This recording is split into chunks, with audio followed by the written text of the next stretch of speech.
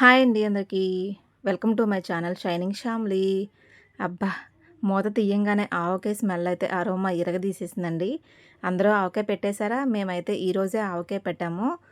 మా side west గోదావరిలో ఆవకాయ ఎలా పెడతారో పక్కా కొలతలతో ఈ వీడియోలో అయితే చూసేద్దాం వచ్చేయండి. ఫస్ట్ ఆఫ్ ఆల్ ఇలా మామిడికాయలైతే నేను మా ఇంటి దగ్గరవే మా అత్తగారు వాళ్ళ చెట్టువి. ప్రతి సంవత్సరం ఈ కాయలే పెడతాము. దేశవాళీ కాయలంటండి ఇవి. పచ్చడి పెట్టడానికైతే బావుంటాయి. ఊరగాయ పచ్చడికి ముచుకులు తీసేసుకుని శుభ్రంగా తడి లేకుండా తుడిచేసుకుని ఆరబెట్టుకుంటాం కాయలనేసి. ముందు కడిగేసుకున్నాకే ముచుకులు తీసుకోవాలన్నమాట. అసలు తడి అనేది లేకుండా శుభ్రంగా తుడిచేసుకుని ఆరబెట్టేసుకుంటాం. ఇంకొక విషయం ఏంటంటే, మీరు నా ఛానల్ చూడడం ఇదే ఫస్ట్ టైం అయితే నా ఛానల్ సబ్స్క్రైబ్ చేసుకుని బెల్ సింబల్ని క్లిక్ చేయడం ద్వారా నేను పెట్టే వీడియోస్ అన్నీ మీకు నోటిఫికేషన్ కింద వస్తాయి. ప్లీజ్ సబ్స్క్రైబ్ చేసుకోండి. ప్లీజ్ సపోర్ట్ చేయండి. సో ఇలాగా మామిడికాయలు ముక్కలు కొట్టేసుకుని వాటిలో ఉన్న పొరంతా తీసేసుకుని అంతా మళ్ళీ గుడ్డ పెట్టి తుడుచుకుని ముక్కలన్నీ కూడా ఇలా నీడలో అయితే ఆరబెట్టేసుకున్నాము. ఎండలో పెట్టాల్సిన అవసరం లేదండి, నీడలోనే ఆరబెట్టుకుంటే సరిపోతుంది. 3 మానికలు అయినాయి ఇలాగ ముక్కలు వచ్చేసి. 3 మానికల ముక్కలకి కొలతలు చెప్తున్నాను నేను ఇప్పుడు. అర కేజీ ఆవాలు తీసుకున్నాము మేము. 150 గ్రాముల మెంతులు తీసుకున్నాము. ఇవి పిండి కదా కొలిచేది. పిండి కొలిచేటప్పుడు కూడా చెప్తాము. మీకు అర కేజీలో లెక్క తెలుస్తుందని నేను ఇలా చెప్తున్నాను. 150 గ్రాముల మెంతులు తీసుకున్నాం కదా, అందులో గుప్పెడు తీసుకుని పక్కన పెట్టుకుని మిగిలినవి ఇలా వేయించేసుకోవాలి డ్రైగా, ఆయిల్ వేయకుండా. ఈ కలర్ మంచి స్మెల్ వచ్చాక వేయించుకొని పక్కన పెట్టుకోవాలి. ఈ గుప్పుడు పక్కకు తీసుకున్న మెంతులు కూడా కొద్దిగా వేరుశనగ నూనె వేసుకుని వీటిని కూడా వేయించుకొని మంచి స్మెల్ వచ్చేంత వరకు ఇలా ఈ కలర్ వచ్చేంత వరకు వేయించుకొని పక్కన పెట్టుకోవాలి. ఇప్పుడు పచ్చడి కలిపేసుకుందాం రండి. ఫస్ట్ 2 మానికల ముక్కలకి కొలతలు చెప్తున్నా నేను. ఇప్పుడు నేను పెట్టే డబ్బా ఉంది కదా, ఇది పావు కేజీ మీద కొంచెం ఉంటుంది. కారం కొలిచే డబ్బా వచ్చేసి, డబ్బా సైజ్ చూసారు కదా మీరు. ఇలాగ ఈ డబ్బాతోటి 3 డబ్బాలు కారం అయితే వేసుకోవాలి. 2 మానికల ముక్కలకి కొలతలు చెప్తున్నా నేను. 3 డబ్బాలు కారం, యాజ్ ఇట్ ఈజ్ 3 డబ్బాలు ఆవపిండి వేసుకోవాలి. మేమైతే ఆవపిండి చాలా తక్కువ తింటాం, ఎందుకంటే అందరికీ ఆవపిండి పడట్లేదు, తలపోటు వచ్చేస్తుంది, అరికాలు మంటలు, వేడి చేసేస్తుందని మేము ప్రతి సంవత్సరం కూడా ఆవపిండి తక్కువ వేసుకుంటాము. అందుకే మీకు ఈ కొలత చూపిస్తున్నాను. డబ్బాన్నర. అది ఉప్పు కూడా డబ్బాన్నర చొప్పున వేసుకుంటాం. 3వ రోజు సరిపోతే ఉప్పు మళ్ళీ కలుపుకోవచ్చు కదా మనం, అందుకని ఉప్పు కూడా తగ్గించే వేసుకున్నాను. కొలతలు మళ్ళీ చెప్తున్నాను, ఒకసారి గుర్తుపెట్టుకోండి.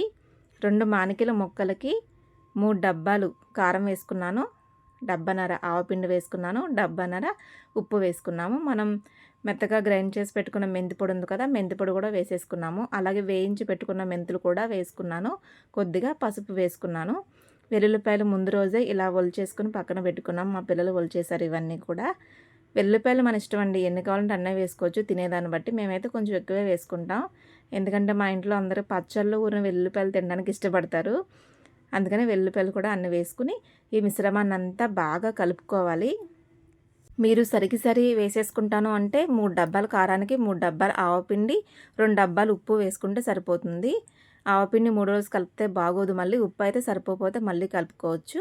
మేము తక్కువ తింటామని చెప్పాను కాబట్టి ఆవపిండి కొద్దిగా తగ్గించి వేసుకున్నాము. ఇక డబ్బాలో పెట్టుకోవాలి కాబట్టి డబ్బాలో అడుగున కొద్దిగా నూనె వేసుకుని మనం కలిపి పెట్టుకున్న మిశ్రమాన్ని, కారం, ఆవపిండి, మెంతిపిండి ఇవన్నీ ఉన్నాయి కదా, దాన్ని కొద్దిగా అడుగున వేసుకోవాలి.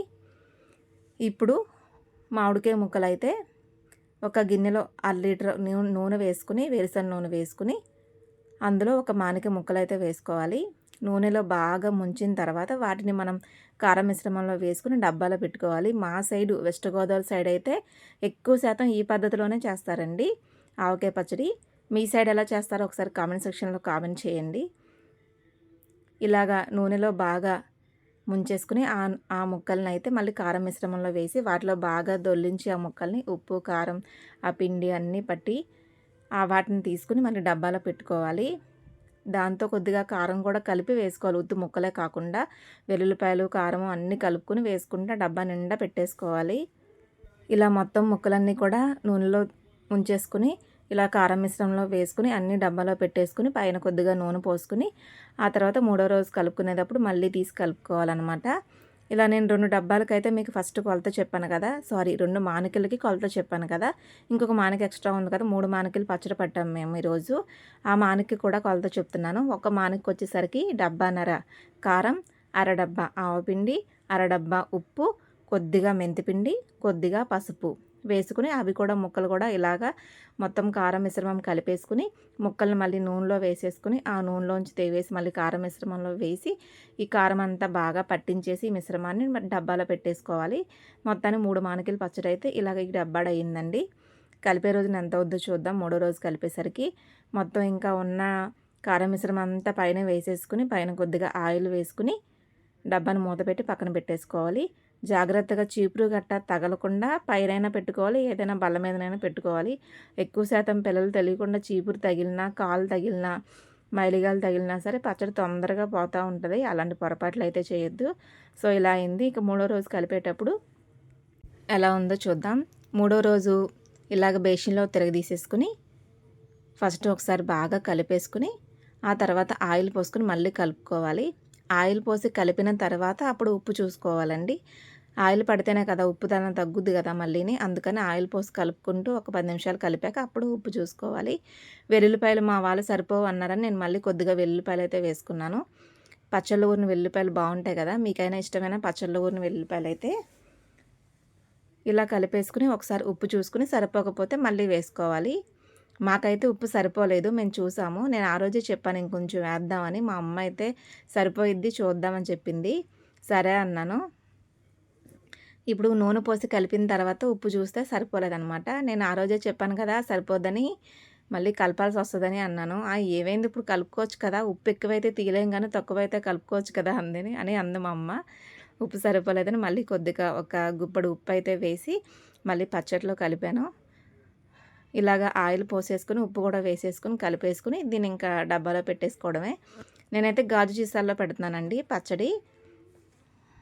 ఇలా గాజు సీసాల్లో పెడితే మనం ఫ్రిడ్జ్లో గట్టా పెట్టాల్సిన అవసరం లేదు. ఇదివరకు మనం ఫ్రిడ్జ్లో గట్టా ఏమన్నా పెట్టామా ఏంటండి, పచ్చడి లేదు కదా. చక్కగా పెద్ద పెద్ద జాడీల్లోనూ ఇలాగ సీసాల్లోనూ పెట్టుకుని బయటే పెట్టుకునేవాళ్ళం పైన చక్కగా అరమరాల్లో.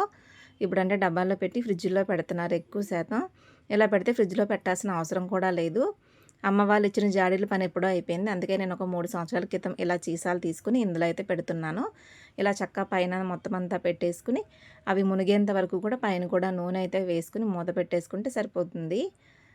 సూపర్ సూపర్ టేస్టీగా ఉండే ఆవకాయ పచ్చడి అయితే రెడీ అయిపోయింది. మీరైతే ఆవకాయ పచ్చడి ఏ స్టైల్లో పెడతారో ఒకసారి నాకు కామెంట్ సెక్షన్లో కామెంట్ చేయండి. అలాగే నేను పెట్టిన ఈ పచ్చడి మీకు ఎలా నచ్చిందో అది కూడా చెప్పేయండి. ఆవపిండి కొంచెం తగ్గించిన కారం సరి వేసేసాం కదా, అసలే గోదావరి కదండి, కారం తగలకపోతే ఎలాగా. ఆవపిండి తగ్గించిన కారం సరి వేసేసుకోండి, సూపర్గా ఉంటుందన్నమాట. ఆవకాయ స్మెల్ అయితే సూపర్గా ఉందండి. సో ఇదండి వీడియో, మీకు నచ్చింది అనుకుంటున్నాను. నచ్చితే లైక్ చేయండి, మీ ఫ్రెండ్స్ అండ్ ఫ్యామిలీ మెంబర్స్ అందరికీ షేర్ చేయండి. ఇలాంటి మంచి మంచి వీడియోస్ కోసం నా ఛానల్ అయితే తప్పకుండా సబ్స్క్రైబ్ చేసుకోండి. Thank you for watching.